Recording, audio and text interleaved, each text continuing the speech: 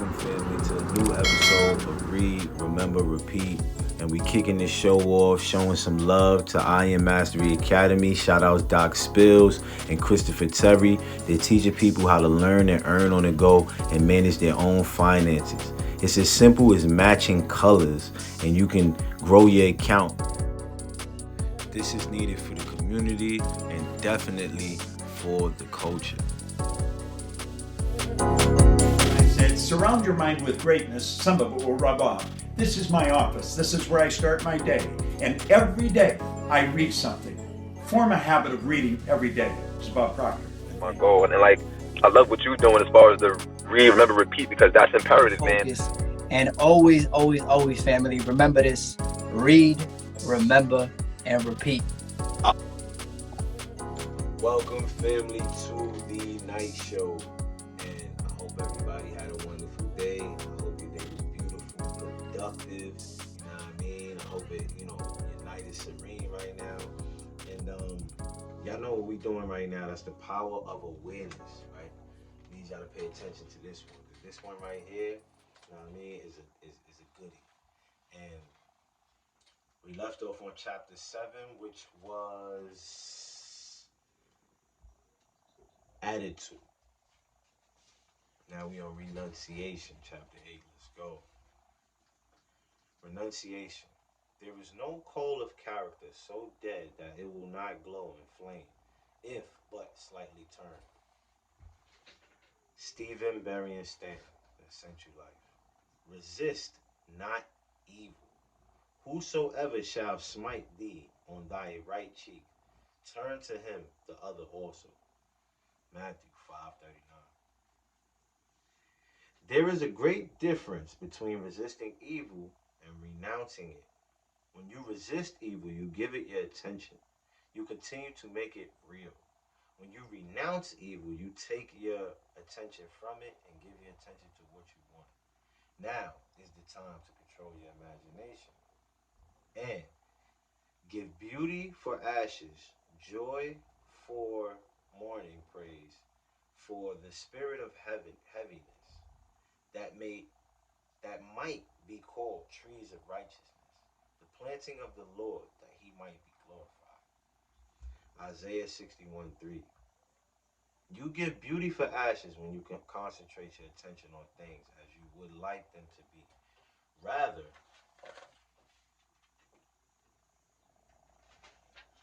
than on things as they are.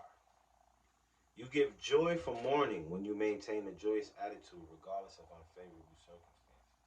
You give praise for the spirit of heaviness when you maintain a confident attitude instead of succumbing to despondency. In this quotation, the Bible uses the word tree as a synonym for man.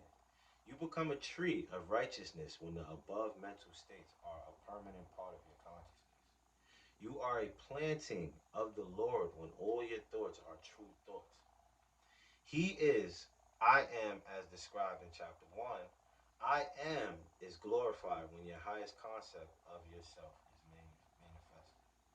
When you have discovered your own controlled imagination to be your savior, your attitude will be completely altered without any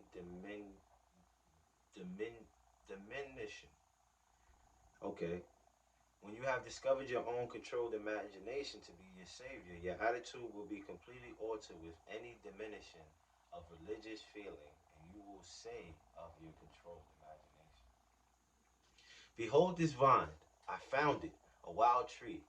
Those wanton strength has swollen into irregular twigs, but I pruned the plant and it grew temperate in its vain expense of useless leaves, and knotted, as you see, into these clean full clusters to repay the hand that wisely wounded it. Robert Southey. By vine is meant your imagination, which in its uncontrolled state expands its energy in useless or destructive thoughts and feelings.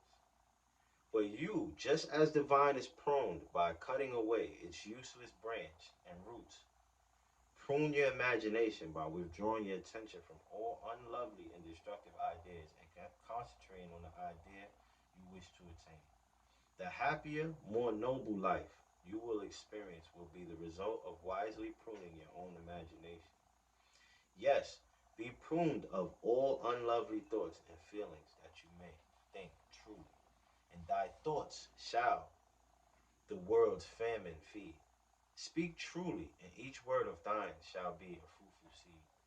Live truly, and thy life shall be a great and noble creed. Horatio Boner, Hymns of Faith and Hope. That's page 35. And shoot, we on chapter 9 already. So what we're gonna do is we're gonna give y'all this source and we're gonna be right back. This might be a quick one for us today, fellas. Let's go.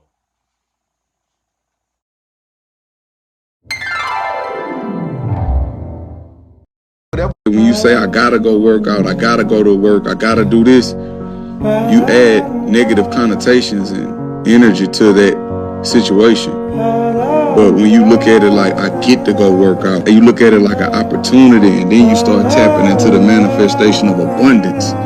Like, possibilities endless. So just me being positive and putting my best foot forward with everything I do, I get to do this. I get to instead of I got to.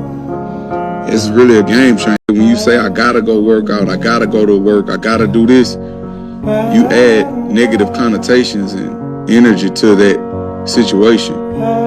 But when you look at it like, I get to go work out, and you look at it like an opportunity, and then you start tapping into the manifestation of abundance. Like, possibilities endless. So just me being positive and putting my best foot forward with everything I do, I get to do this. I get to instead of I got to. It's really a game changer. And back, family, we are on chapter 9. Chapter 9 is preparing your place. Preparing your place. So we'll jump right into it, you know what I mean? Because it's nighttime. I ain't gonna lie, I'm a little sleepy, but we're gonna get it done, you know what I mean? Chapter 9, preparing your place. And all mine are thine, and thine are mine. John 17:10. Thrust in thy sickle and reap, for the time is come for thee to reap, for the harvest of the earth is ripe. Revelation 14:15. All is yours. Do not go seeking for that which you are. Appropriate it, claim it, assume it. We're gonna read that one back. It's deep. All is yours. Do not go seeking for that which you are. Appropriate it, claim it, assume it. Everything depends upon your concept of yourself. That which you do not claim as true of yourself cannot be realized by you. The promise is, whosoever hath, to him it shall be given, and he shall have more abundance. But whosoever have not, from him shall be taken away, even that which he seemeth to have. Matthew 25:29, Luke 18:8-18.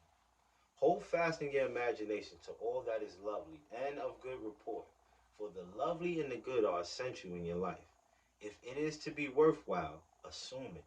You do this by imagining that you already are what you want to be and already have what you want to have. As a man thinketh in his heart, so is he. Proverbs 23:7. Be still and know that you are that which you desire to be, and you will never have to search for it. In spite of your appearance of freedom of action, you obey as everything else does. The law of assumption. Whatever you may think of the question of free will, the truth is your experiences throughout your life are determined by your assumptions.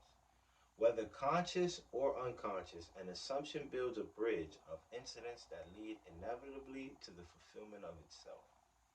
Man believes the future to be the natural development of the past, but the law of assumption clearly shows that this is not the case.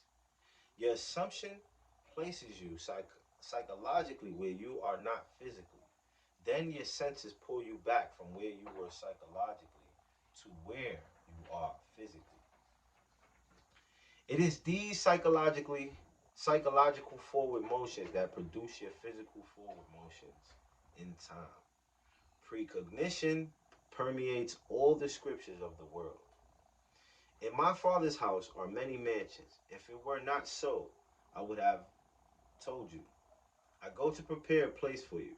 And if I go and prepare a place for you, I will come again and receive you unto myself, that where I am, there ye may be also.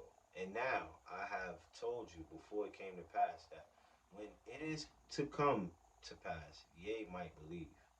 John 14:2-3-29.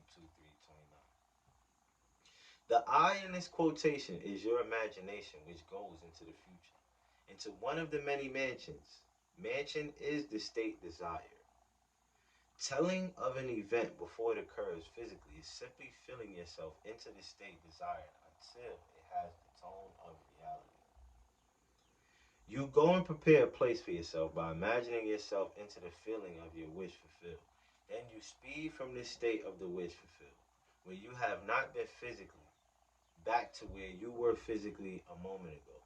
Then, with an irresistible forward movement, you move forward across a series of events to the physical realization of your wish. That where you have been in imagination, there you will be in the flesh also, unto the place from whence the rivers come. Thither they return again.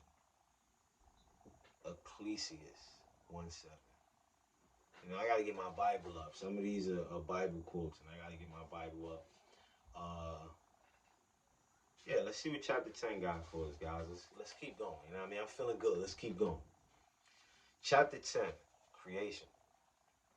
I am God, declaring the end from the beginning, and from ancient times, things that are not yet done. Isaiah 46:9-10. Chapter 10, creation. Creation is finished. Creativeness is only a deeper receptiveness for the entire contents of all time and all space, while experienced in a time sequence, actually coexist in an infinite and eternal now. In other words, all that you ever have been or ever will be, in fact, all that mankind ever was or ever will be, exists now. This is what is meant by creation. And the statement that creation is finished means nothing is ever to be created. It is only to be manifested. What is called creativeness is only becoming aware of what already is. You simply become aware of increasing portions of that which already exists.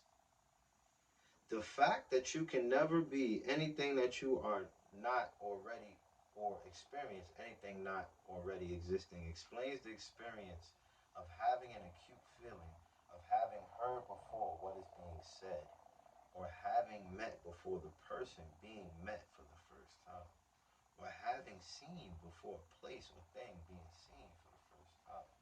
We're gonna have to read that one over because I gotta get that. The fact that you can never be anything that you are not already, or experience anything not already existing, explains the experience of having an acute feeling of having heard before what is being said, or having met before the person being met for the first time, or having seen before a place or thing being seen for the first time. The whole of creation exists in you, and it is your destiny to become increasingly aware of its infinite wonders and to experience ever greater and grander portions of it. If creation is finished and all events are taking place now, the question that springs naturally to the mind is what determines your time travel?